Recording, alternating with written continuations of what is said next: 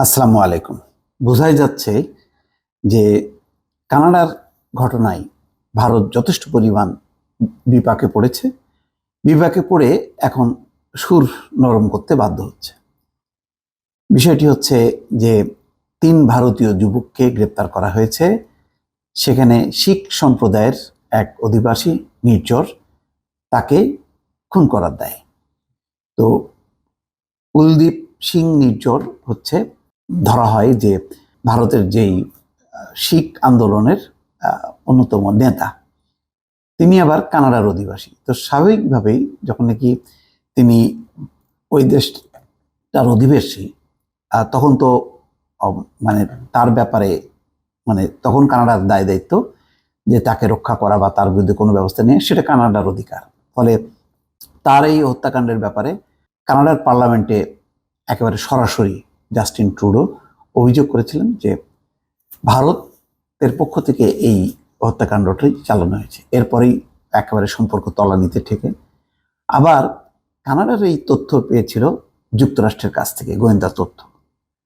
তো এখন এই ঘটনা তদন্ত তারা চলতে চলতে এখন ৩ জনকে গ্রেপ্তার করেছে। এখন তিনি বলছেন যে এই ভারতীয় যে ৩ জন গ্রেপ্তার হয়েছে তাদের ব্যাপারে তথ্য চাই ভারত। ভারতীয় পররাষ্ট্রমন্ত্রী এস জয়শঙ্কর বলছেন তিনি এই গ্রেপ্তারের খবর দেখেছেন। তিনি বলেছেন সন্দেহজনক এই ভারতীয়দের কোনো ধরনের গ্যাং ব্যাকগ্রাউন্ড আছে বলে মনে করা হচ্ছে। তবুও কানাডার পুলিশের তরফ থেকে আমরা তথ্য পাওয়ার অপেক্ষা করছি। আমাদের উদ্বেগের যে বিষয়টি তাদেরকে কানাডাকে বলেছি তা হলো তারা ভারত থেকে, বিশেষ করে পাঞ্জাব থেকে সংগঠিত অপরাধকে অনুমোদন দিচ্ছে কানাডায় কার্যক্রম পরিচালনার জন্য। এখানে আবার একটু কথার মার প্যাচ আছে যে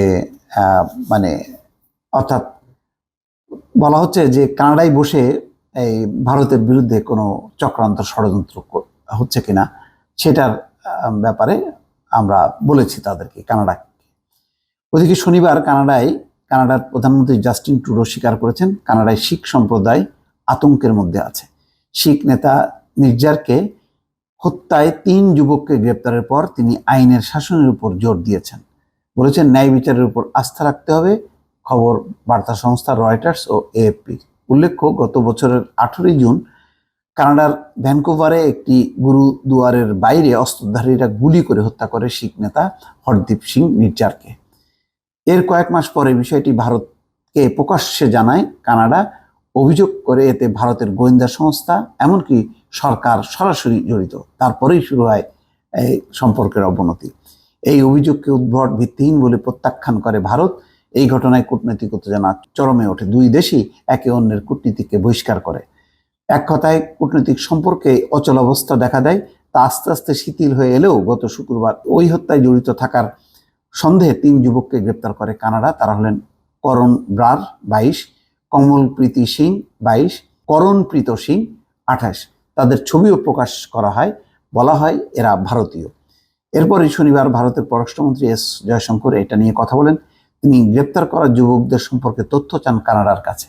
ওদিকে কানাডায় ভারতীয় হাইকমিশনার সঞ্জয় বর্মা বলেন গ্রেপ্তার করা 3 ভারতীয় সম্পর্কে কানাডা কর্তৃপক্ষের তরফ থেকে নিয়মিত আপডেট তথ্য পাওয়ার আশা করি। তিনি বলেন আমি বুঝতে পারি যে কানাডার আইন প্রয়োগকারী এজেন্সি তদন্তের ফল হিসেবে এদেরকে গ্রেপ্তার করেছে। এটা কানাডার আভ্যন্তরীণ বিষয়, ফলে এই বিষয়ে আমাদের কিছু বলার নেই। ওদিকে টরন্টোতে শিখ সম্প্রদায়ের এক অনুষ্ঠানে বক্তব্য রেখেছেন প্রধানমন্ত্রী জাস্টিন ট্রুডো। তিনি বলেছেন কানাডার শিখ সম্প্রদায় অস্বস্তি এবং সম্ভবত আতঙ্কিত বোধ করছেন, তবে তাদেরকে ন্যায় বিচারের প্রতি আস্থা রাখার আহ্বান জানাই। আমাদেরকে শান্ত থাকতে হবে, গণতান্ত্রিক মূলনীতি এবং ন্যায় বিচারের প্রতি আমাদেরকে অবিচল থাকতে হবে।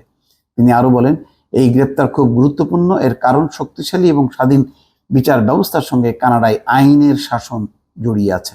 একই সঙ্গে সব নাগরিককে সুরক্ষিত রাখার মৌলিক প্রতিশ্রুতি আছে।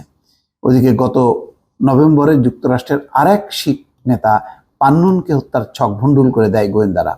অভিযোগ করা হয় চেক প্রজাতন্ত্রে অবস্থানকারী এক ভারতীয় নাগরিক এই শিখ নেতাকে হত্যার ষড়যন্ত্র করেছিলেন। তার বিরুদ্ধে অভিযোগ গঠন করেছে যুক্তরাষ্ট্রের আইন মন্ত্রণালয়। ভালো প্যাচের মধ্যে এইদিকে যুক্তরাষ্ট্র অভিযোগ গঠন করেছে, অন্যদিকে কানাডা তো একদম সরাসরি বলেছে যে ভারতের গোয়েন্দা সংস্থা বা সরকার নিজেই জড়িত। এই তিনজনকে দিয়ে ওই যে নির্ঝর, কুলদীপ সিং নির্ঝরকে হত্যা করা হয়েছে। তো শেষ পর্যন্ত এই তদন্তের মধ্য দিয়ে যদি প্রমাণিত হয় তাহলে পরিস্থিতি আরো খারাপ হবে। এখন কানাডার যেটি মানে সবচেয়ে বড় চ্যালেঞ্জ হচ্ছে এই হত্যার যদি তারা বিচার না করে, যেহেতু তারা কানাডার ইমিগ্রান্ট বা নাগরিক, ফলে কানাডা আভ্যন্তরীণভাবে তারা অন্য নাগরিকদের কাছ থেকে প্রবলভাবে একটা চাপের মধ্যে পড়বে। ফলে আইনের শাসনের জন্য এবং ন্যায় বিচারের স্বার্থে কানাডা সরকারকে এই হত্যাকাণ্ডের বিচার করতেই হবে। দর্শক ভালো থাকবেন, আল্লাহ হাফেজ।